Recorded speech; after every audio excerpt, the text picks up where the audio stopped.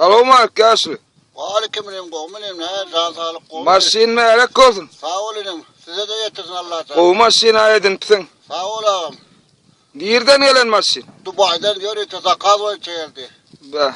Kim getiriyor bakalım? Devran pende getire. Adı ne maşin? Bu me Bentland da çıkan pendelikten son çıkan maşinler ular kim olmayasın ki. Ha. Diri tilyak derler ne? Bir iki dörtlük.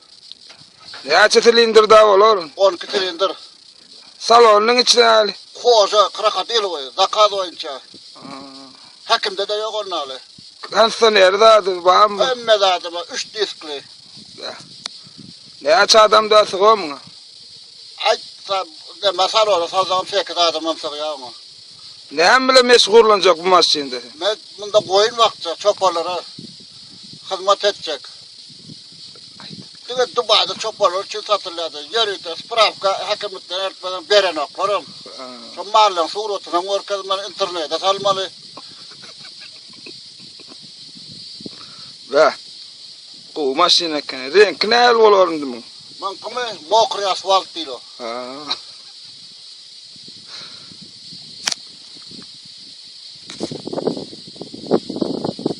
Aynen gerek var da ayda pendelin oğluna var devranı.